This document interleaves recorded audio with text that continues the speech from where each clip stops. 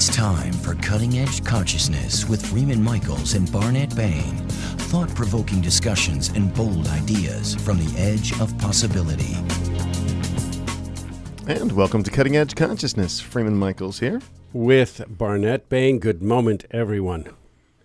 So nice to be back. I took a few days off. That's so good. Yeah, I remember when I do remember. Remember when I do remember. Go on. What a pleasure it is and how important it is to pause. Oh, jeez. Absolutely. To pause and to allow for something to restore and to emerge so that it's not constantly focused. We're not constantly, energy follows attention, and what we pay attention to on a regulation basis, it seems to me, we benefit by paying attention to repose. And then something emerges and restores. And so I'm feeling very restored. I'm loving this new mic position. It's like about 2 degrees off my eye. Half of our conversation when we start this show is about your feelings about the studio, the technical challenges, or what you think about the microphone. Not complaining, are you? No, I'm not taking this complaining. Both of us have discovered for some number of years the deliciousness in the pause, the whatever contemplative practice, meditation, yoga, qigong, whatever it is that we do, that the ability to quiet the noise. And I especially love to meditate where I'm in nature. I know that I'm in the now because I become sensory aware, like when the chatter is actually quieted. And then there's nothing like being in a meditation and a breeze coming through, or being near water and hearing rippling or something of that nature. And it's a refueling, because there's so much of the frantic energy, at least in my life, and I'm going to project this onto you because I see you kind of showing up every once in a while going, what am I doing? So I have a strong sense that you get caught up in it too. And the ability to, or the practice maybe is the word, of pausing, of, attuning to something that allows to the us. being state.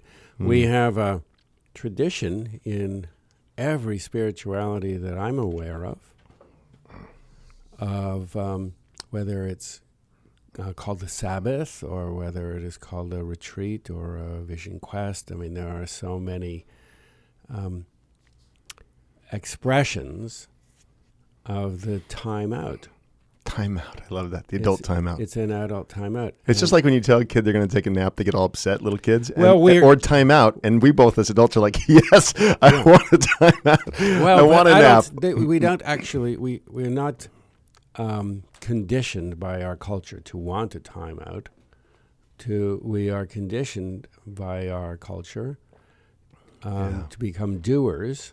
Yeah. And the place where we go into neutral and can experience a being state, whether it's in nature or in the garden or in whatever expression of repose, where we are not engaged in the doings. We have a connection with a field of, it's a feminine energy, the field of possibility. In the Jewish tradition, on Friday nights, there's the candle lighting. Sure, the Sabbath. The Shabbat. Shabbat, the Sabbath, in order to welcome the Sabbath energy, which is a feminine energy. It's what's called the Shekinah energy. It is in order to welcome this field of goddess energy. I suppose not too many rabbis are going to share that well, that's an interesting characterization. The phone's going to ring now, maybe. No, that's an interesting segue. Because what's so fascinating about our guest, and this isn't even how I intended to sort of aim this. How'd you intend? Well, who cares? Because now we're going this way. So We have with us today Sister Jenna, who is a leader within the Brahma Kumari tradition. She runs the Meditation Museum in Washington, D.C. She runs that community there in the D.C. area. She's actually like an ambassador for peace. She doesn't really run. She holds the space. You're right. She absolutely You're right. understands All right, we'll get to what this. we're talking about So look, here. what's interesting about the Brahma Kumaris, We run. She holds the space. that's right. That's what we're talking about right now. What I'm trying to get to, though it wasn't what I intended to get to, is what kind of interests me about the Brahma Kumari is that it's primarily space held by women, though there's a big de-emphasizing of gender within this tradition. However, that's not lost on me. I'm glad that you confused everything. That's right. I actually want to tell a little story. Because that was helpful. Yeah, thank you. Well, we might get to that in this conversation. We might get to her. We might. So listen, here's what happened. We met Sister Jenna back at Birth 2012, which we both participated in. Actually, I produced the Vision Stage, and so I had this list of people who Stephen Powers. I ate the hors d'oeuvres. He did eat the hors d'oeuvres, who Stephen Powers had lined up, and Sister Jenna was on that. And I didn't know who she was. He sort of was telling me, oh, she's, a peace ambassador, she's traveled all over the world and, very important. And so I come from the Catholic tradition, so I'm thinking Sister Jenna, what's this going to look like? I'm expecting her to be very pious and this to be very austere and whatever. And here shows up one of my experience of Sister Jenna. First of all, in the first minute and a half of meeting her, she's wearing a warm smile walking in. She is dressed in all white in a sort of, we would call it a habit in the Christian tradition, but uniform of sorts. But huge smile, very playful. Goofing off even is how I would sort of describe my experience of Sister Jenna. So here, first, welcome to the show, Sister Jenna. Have you just busted me completely? I know. Well, this is I'm a Mother Teresa. We've never before introduced our guest as she wears nothing but a warm smile and she goofs off. Yeah, that's it. But hey, that's my creation. But by the way, Freeman and Barnett, thank you so much for having me on the show. And the garb is called a sari. It's a white sari. sari. Yeah. No, I actually knew that language. Forgive Freeman me. doesn't get out a lot. No, I did know that. My brain just didn't have it available. All right, so look, here's where I want to start, because this is what was so striking about you. Is I come from the Catholic tradition, and we don't have a lot of fun in our spirituality. At least that's not how I was raised to relate to spirituality. Mm-hmm. And so this is my question. Where does fun fit? Because, again, you have such a joyful nature, and I think a lot of traditions have this kind of piousness where, and I'm not making piousness wrong, by the way, I'm just wondering where the fun comes in. Because you don't think of oh yeah, this is someone that's taken, that's vocational, and they've devoted their life to this, and so forth and so on. And you think, well, they're going to come in and want to play. And that's exactly how I experienced you. So help me figure this out. You're a conundrum for me. Now you're going to get me in trouble with my daddy Janky, who's 98 years old, and my boss. No, just joking. But, it was like what you said earlier about this neutral state. It's actually when internally you feel like you're reaching a surplus of positive energy, that it starts to deflect all of those negative vibes that we tend to walk into on a day-to-day level. And I believe that it was just natural for many of us to be under the interpretation that when we come to God, or we come to a path of searching for something that we've lost, or we are aiming for enlightenment, it is serious business. But when you start to remove a lot of the debris, and remember this acronym that I've been using called ALGAE, when we move away this heavy-duty anger, lust, greed, attachment, and ego from the psyche, from the consciousness, it becomes fun. You're lighter. You're playful. You're back to your days of innocence. So I think until we start to redo the story of spirituality and become very aware that when I know I'm doing it right, I'm actually lighter with myself. And I'm finding that I can just really deflect the negative stuff that's coming far more better than I used to. Then you feel happier. That's so beautiful. Children understand fun.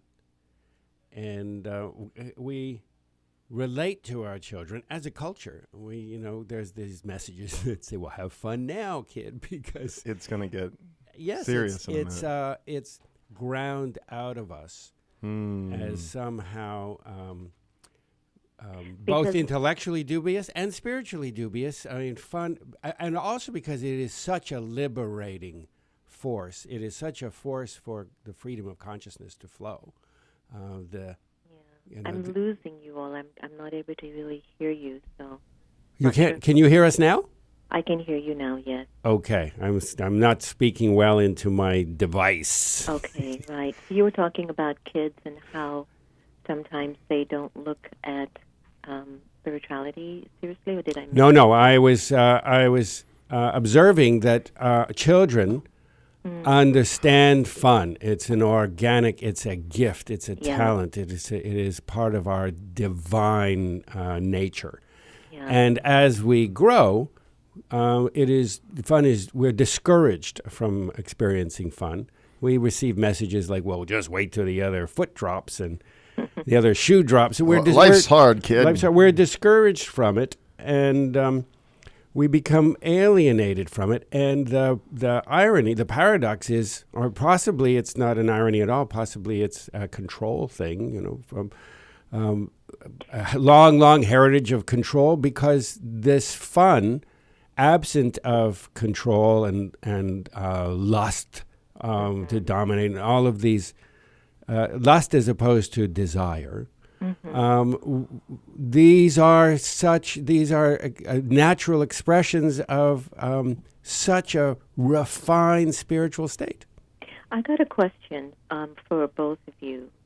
Do you remember that moment when you really lost the spirit of your innocence? Yeah.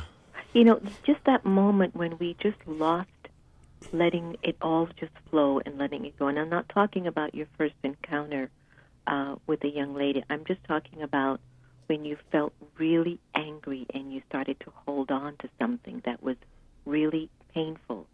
Yeah. How that gradually kept rolling over as we grew up. And if we've been indoctrinated, which we have all been, that there's always this pious, perfected person either on a cross or sitting on a tomb or here or standing or walking on water or by a burning bush, whatever it might be, that we keep thinking, oh, but we're supposed to be that, and we're not. And it sort of compounds this feeling like I'm not good. And that's where I feel like when you get onto your path of listening to what you're thinking and feeling, and you are able to respond to those thoughts and feelings, you're not only advocating love for the soul, but you're becoming more of a spiritual person. And you can bring that into your religion if you choose to stay with the tribe that you're born into or the tribe that you feel you need to convert to because they belong to your community of thinking. Does that make sense? It does. It does. There's a lot in what you said. For me, maybe I'm just going a different direction. So you can always reel me back in, Sister Jenna, if I'm just totally going right of what you're talking about.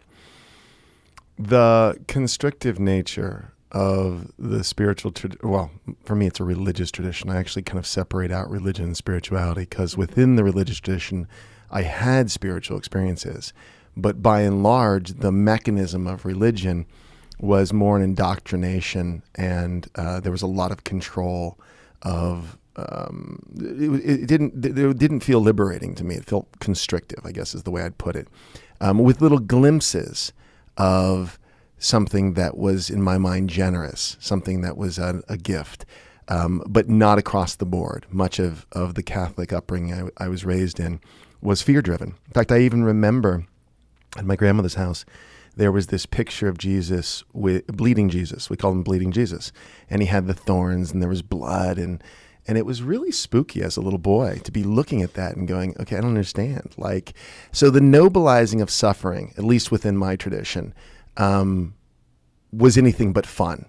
You know, if we go back to the start of this show, and maybe that is the moment of loss of innocence, is when there weren't a lot of outlets for, as Barnett was kind of alluding to, for fun, for spirituality to be this lifted, exalted, you know, kind of experience. It was really kind of, I don't know, it feels warped. Do you know what I'm talking about? It definitely. I thought Barnett was going to chime in on that. I've got to tell you a story as I just quickly move into that beautiful sharing. I spoke at Loyola a few years ago, and I had just left headquarters in Mount Abu, India, for my spiritual retreat, and I had to give an address for the students. I'm staying on the campus. I'm in a room by myself. The cross is over my head. I get up religiously 3:30, 4 o'clock in the morning, wherever I am, and that's the time I can sit to listen to my conscience and find out what's living in me. So I went walking down these halls all by myself. No one's in this facility. I end up in this little chapel, and I'm just sitting there in silence in my connection to the soul and the Supreme. And all of a sudden, I heard something squeaking, squeak, squeak, and I'm like, I'm the only one there. It's 4 o'clock. I don't even know where I am. I'm in Italy all by myself. I was just put in this room to spend the night, and I'm supposed to give an address the next day. I don't know where anyone is. And the squeaks more, and I'm sitting there, and I look up, and there is this humongous cross with Jesus sitting on it, hanging, looking at me. I ran out of there with my sari, like, you would not believe how fast I got out of there. And halfway down the hall, I said, okay, Jen, it's just a cross. And I'll tell you where that all came from. I started to laugh at myself, and I went, you're still holding on to something of the past, aren't you? This has nothing to do with this thing hanging at you, you know, swinging and looking down at you like you've done something wrong. Go back in the room and embrace the story, but think about what his experiences were before he got up there. And I think what has happened is on the path of every religious tradition, where we now have reached this part of feeling controlled or indoctrinated or restricted, is that we haven't been able to understand the sincerity that was emerging in the prophet, in which they gained the experience in their souls that was so impactful that when individuals came into their company, their lives changed. I love that. Hey, we need to take a quick break. When we get back, let's come right back to this, because this is, of course, rich with all kinds of things to follow. We'll do that, of course, after the break, so stay with us here on Cutting Edge Consciousness.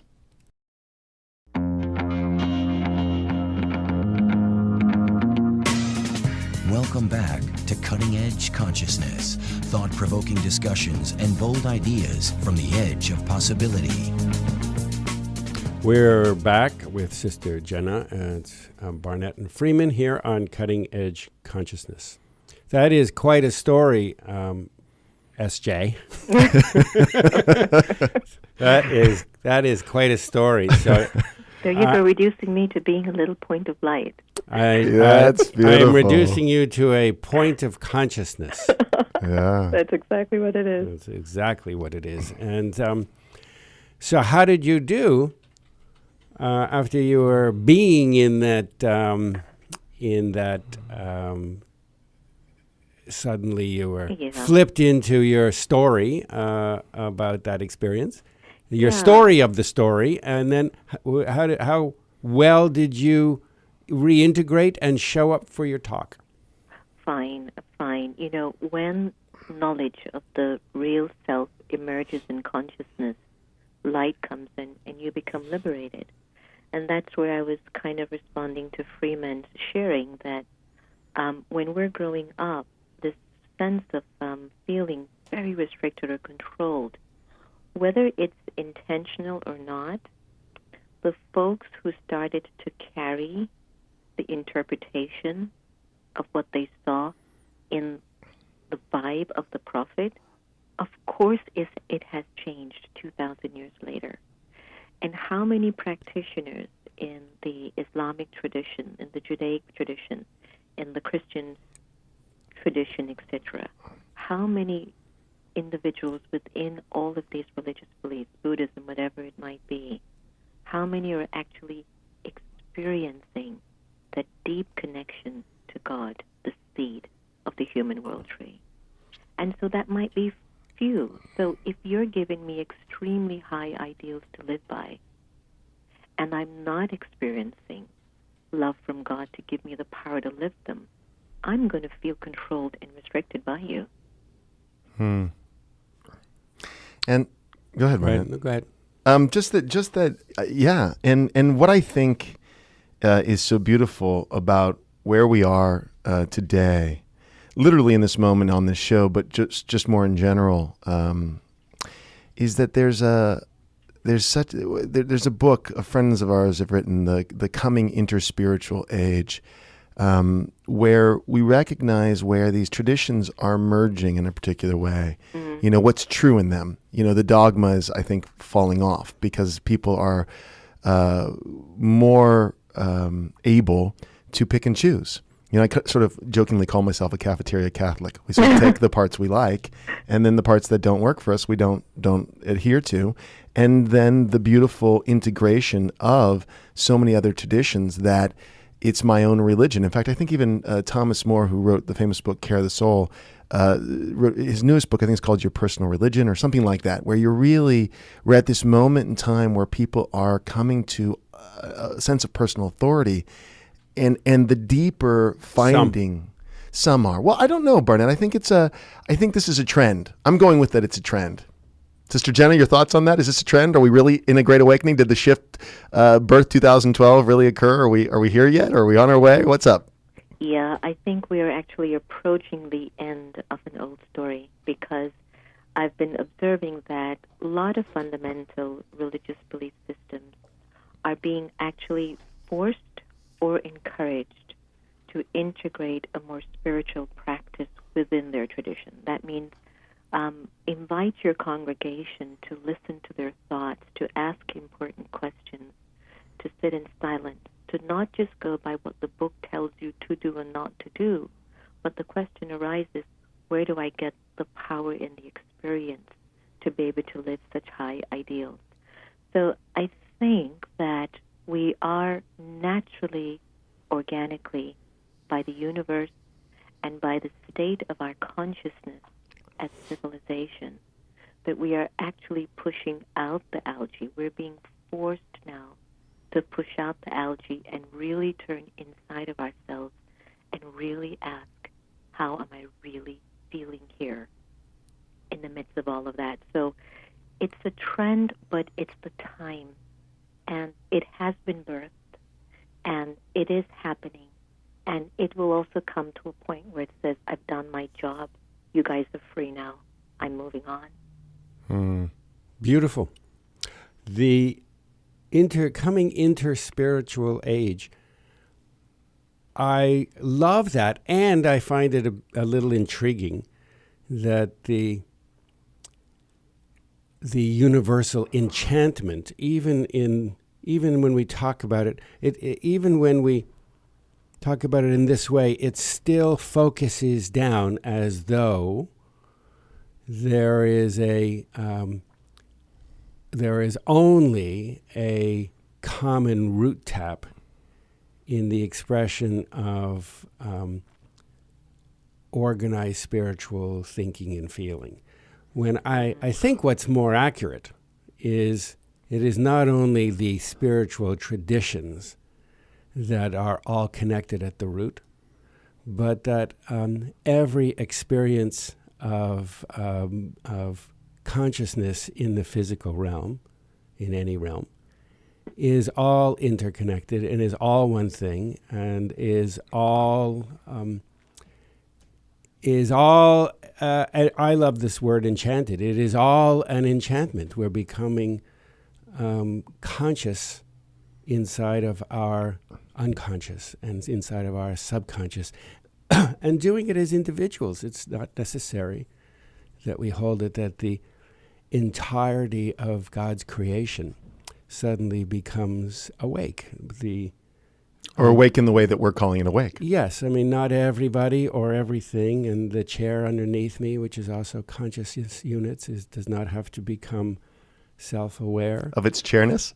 You know, we're exploring consciousness inside of a little brackets, parentheses, called time and space, and the divine, however that experience itself has not insisted that we all of a sudden, all the lights go on, and nor have the various great teachers and sages who have modeled a different way of being in relationship to the enchantment, have not insisted. They wait with patience and compassion at the edge of our own growth envelope, encouraging us to become more of who we can be. So it's the coming into spiritual everything. For me, the spirituality is a relationship, is an exploration of my relationship to everything, not simply spiritual ideas. Right. I hear that. You know, in the last 100 years, if you check out the census, we're about maybe 1.6 billion, something like that. And I started to ask the question, why in the last 100 years, 110 years, has the population increased so rapidly? So has science, so has the acceleration of technology. Something's happening here. So I often sense that there's a lot of souls, a lot of new souls that have left the womb of God, and they've come down here. They're now living out their golden age, their age of bliss and happiness, and it's okay to do all of that. But there's a population of old souls who've been there, done that. 1-point-something billion. They're trying to now push the story forward where they're saying, I'm done with algae, but how do I deactivate that energy in me?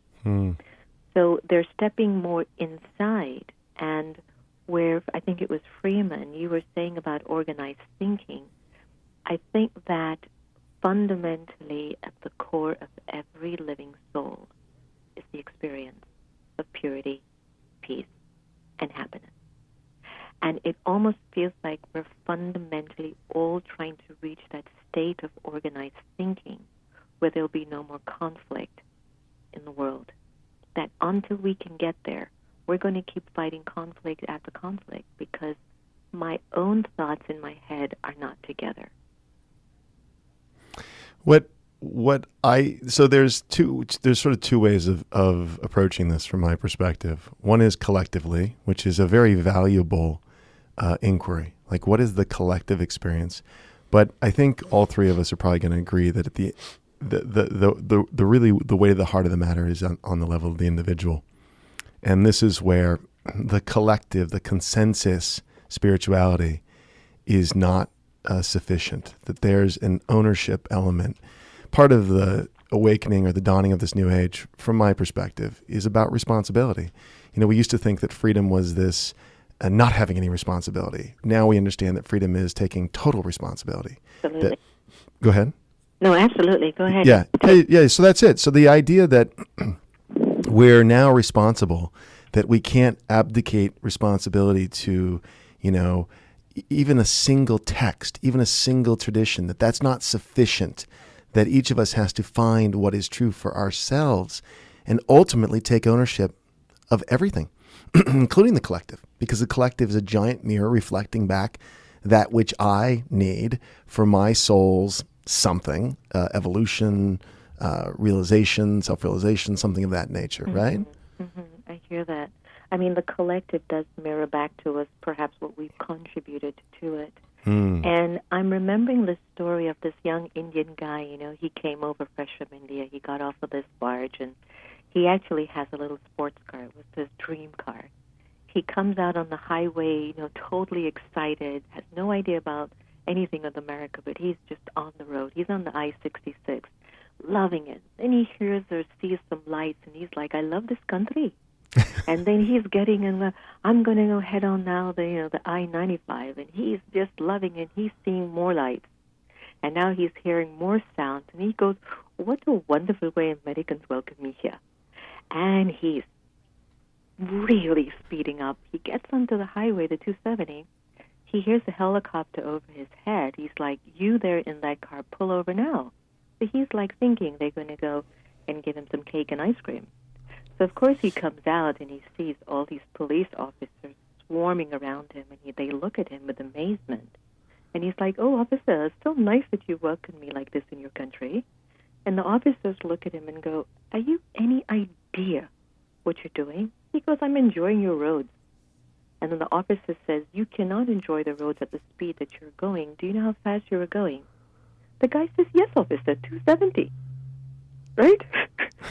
So the officer looks at him and goes, that's not the speed limit. That's the name of the highway. And the little Indian guy goes, officer, thank you so much, because I was just about to get on the 495.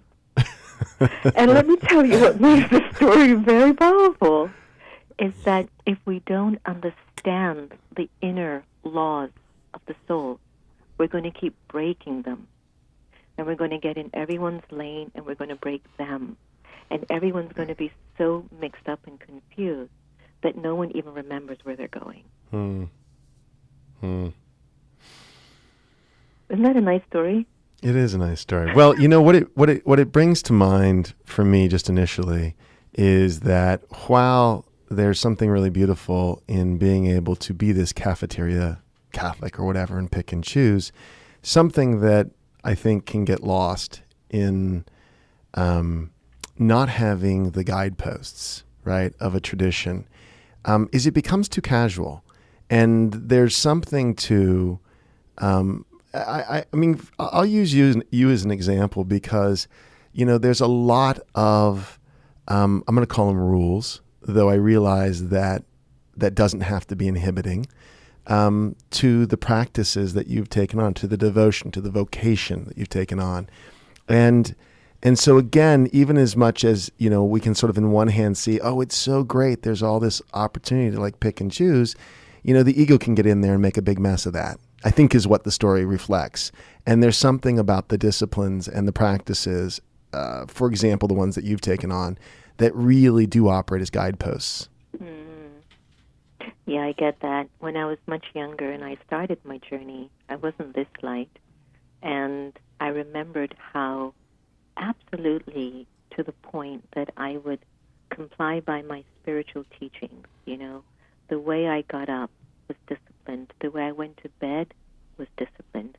The way I walked and the way I chose to engage in conversation was discipline. Discipline meant disciple, that I was following a higher code of understanding because I wanted things in my life and the world around me to be in order. I wanted to relearn how to do that. So when I was following these disciplines, I understood that they weren't restrictions or rules, but they were steps and techniques to bring my energy level at the level that it originally came here with. But 5 years later, where I would just walk out on the streets and folks were just following behind me like the Pied Piper. And of course, if you're not spiritually mature, you're not able to decode what that means. So your ego will sort of buy into that to some extent. And so I was projecting this image that looked like the perfect image of a goddess. And everyone actually bought into that. But then 5 years later, I'm sitting in my conscience and silently. And I knew I was feeling internally pressurized because honestly, I hadn't qualified myself to project that role, to convince people that that's really what I am. And I sat with God in silence and I told him, but that's not what I am. I haven't reached there yet. And it was at that moment, brothers, that Sister Jenna had her moment of perfection because of my honesty. So where I was projecting this image of perfection, but internally I wasn't being honest with it, wasn't serving me. And when I actually turned to God and said, I'm not this, I'm really not this yet, it is my aim to get to that, the weight that came off of my subtle energy of existence was indescribable. And I genuinely showed up in my relationships. And Freeman, maybe that's why when we met, I'm just light and open. I'm not here to create a personality cult where I need to pull you into my story. I need to set an example for my own conscience and for my own life to see if I could match the love that God sent me down here with. And if that happens to inspire you, I don't mind we spend time together and we grow together, but I will not be the person that will give you freedom at the end of the journey. That will be your job. This is a very, very big and very topical point that you make, Sister Jenna. There are so many who would be happy to take our power, whether it is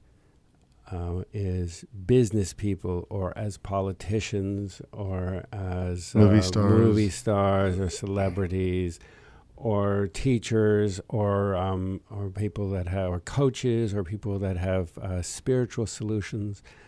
And it's a very, very fine line always to understand whether these are gifts of unseen things that are being given to express love and express joy and connection and service, or are they, and usually it's a balance, there's usually a mixture there. Is that to what degree is that tainted by personal lust that is either ambition or egoic?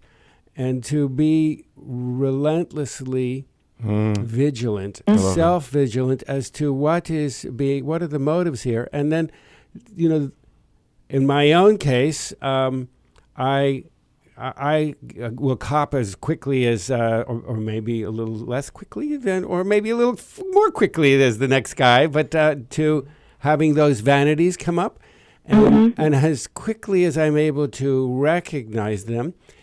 It's also equally important not to get all martyred and to pile on, because that is also a vanity. But to step back and be honest and authentic about, as you put it beautifully, what are you thinking and what are you feeling and what are the agendas and intentions around these things in whatever the expression of your contributions to the world is. Yeah, I get that. We're in a culture, especially here, but, our message in the media goes out 80% of the world, 80% of our media gets sent out to the whole world. So the whole world thinks the real world is based on what America sends out in the media and what gets out there. When I was mentioning the context of personality cult, I think one of the things I've appreciated about the Brahma Kumaris is that it continues to bring the attention to the Supreme Being, the Supreme Soul, and it continues to guide practitioners to say, check in to this source completely, make the base of your power this being, and then observe the role and the part that you're fundamentally here to play. We are in a culture where it is revolving around personality, and if you've got some sort of a extra to you, then if you've got a message to convey, you can convey that and make a great impact if it's uplifting the world. On the personal level, you're going to have to do a lot of soul checking. Even I've had to do that as I continue to get out there and be something. But honestly, I don't need accolades from folks. I need a clean and clear conscience. So every time I walk into a space where I walk into the room, I'm walking in the room, Freeman, with God next to me, with my great-grandfather, with the daddies, with the love of the millions of folks I've been in friendship with. So I'm not alone. I'm okay. So I'm not here to prove anything. I'm just trying to figure myself out. And I'm learning a lot about myself when I look at you.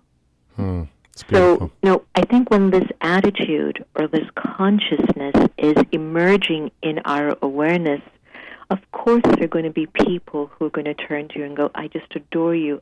Thank you. Me too. But internally, the base of your power is coming from your relationship with the Supreme Soul. And that's who we need to turn everyone back to, because who's going to liberate you and me will not be any one of us. It'll be that energy of light.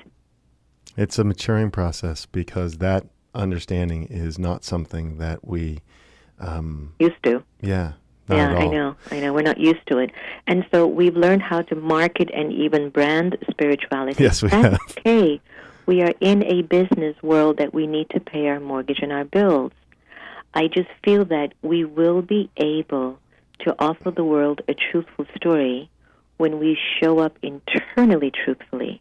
For example, like I will shock people because I am light and easygoing. And I will tell you in a minute, I need to strengthen up my disciplines. And I will do it too when I can, because I'm not fully arrived, but I am going to get there. A question about that. I love that. We unfortunately are at that. We're there at the end of the segment. Before we let you go, I have the way to reach you as www.meditationmuseum.org. Is that the best way for folks to find out what you're doing? Well, that's one of the ways, but if they want to connect with any of the Brahma Kumari's meditation centers, they just go to www.brahmakumaris.org. But my latest meditation CD, which is all about breaking that attachment to those limits, anyone can just type in Off to Work, Sister Jenna, and just go to the Letting Go track. That's the one that tends to bring all of us to a place of exactly who we're supposed to be, liberated. I love it. I love it. And we love that you spent the time with us this morning to join us. I look forward to having you back. I look forward to seeing you again in person. Thank you so much. Appreciate all the work that you guys are doing. Thanks a lot, and Om Shanti. Om Shanti. Bless Thank you. you. And for those of you listening, we invite you to stay tuned, because Barnett and I will be back after these messages to wrap things up here on Cutting Edge Consciousness.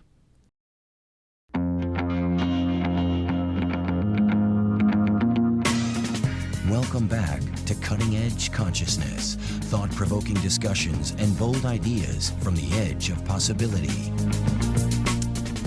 And we're back on Cutting Edge Consciousness. Freeman Michaels here with Barnett Bain. Indeed. Absolutely here. During the break, I was sitting in the afterglow of Sister Jenna. Yep. And she does leave a glow. She does. And I was contemplating something that she said, something about people doing in their spiritual work, or people who are providing. I'm paraphrasing, but it was something about providing service inside of spiritual work. And as I thought about it, I realized there is no work of any kind That's not spiritual. that is not spiritual work. Yeah. So it is part of this arbitrary veil of separation, of distinction making, of what is spiritual and what isn't spiritual. Yeah, It that's is an like ego it is trip. like a fish. Is like a fish in doesn't know it's in water, but this part of the ocean is ocean, and the rest of where I swim, non-ocean. So in this part of ocean, all transactions, these are spiritual and they are held to a higher standard. But when I swim over here, that water, different thing. So there is not a, in my own framing of this, there are distinctions to be made about what is or isn't a spiritual experience. There is only the enchantment. there are distinctions to be made about exploiting, taking advantage of, consciously or unconsciously, someone else's self-imposed or accepted as accepted because it was the cultural experience of that kind of distinction. There are. I understand that most people think that spirituality is a roped off area, and that inside of that area, commerce, whether it's financial commerce or the commerce of ideas or emotions, is held to a different standard. And so I am aware that someone that is operating inside of that mindset would be well served to be aware of it, because there are considerations. But the larger truth is, it's all water. Yeah. The thing about Sister Jenna that I really appreciate, it's her there's a purity of intention, and her own sort of self-regulating about when she's not in that purity of intention. And there's something really beautiful for me in that commitment to that purity of intention. I heard what you said, Barnett. It feels like I just went a different direction. Maybe I did. I'm sort of just balancing it out because, look, that we're all on this growth trajectory, and that there is no hierarchy in how we're growing. And to parcel out one part is spiritual and the other part is not spiritual is arrogance to the highest degree. However, there is something in the clarity of intention and the desire to quiet the chatter and get really clear. And for me, it's also part of her intention is to serve. Sister Jenna really shows up as someone who wants to serve others. And that, to me, is beautiful. Yeah, definitely. Definitely. So we just made a giant pot of conundrum and soup, but that's good. We like it that way. We like it good and messy. To serve and to become close, to become very close with what we think and what we feel, and to begin to tease out with some, even Socratic questioning.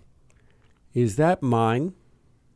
Or is that original with me, or is that inherited from institutions, culture, the latest Transformers movie? Is that mine or Michael Bay's or my mother's? Right. And to begin to have a healthy rapport with what we're feeling and what we are thinking is the key. It turns the key in the lock to more freedom, because otherwise we operate inside of sets of assumptions that we either choose for ourselves actively, yes, I'm going to be that, or we allow. We're always getting exactly what we want in life. It's not necessarily what we ask for in life, but it's always what we want in life, because we are always either creating it by directly choosing it or by allowing it because of the assumptions that we have inherited about the world that we just take on. This is the way it is. Okay, now I'm going to interrupt you because we have to end the show. What I love about this show is it's so incomplete. I have so much I want to say, and it's not going to get to happen. So here's what we offer. There's more on this thought. You just have to tune in next week, and we'll pick it up. We're going to keep going on the next show. Yeah, why not? So we will carry this over, and you will get to hear more about it if you tune in again to Cutting Edge Consciousness. Thanks for listening today. We'll look forward to seeing you next week.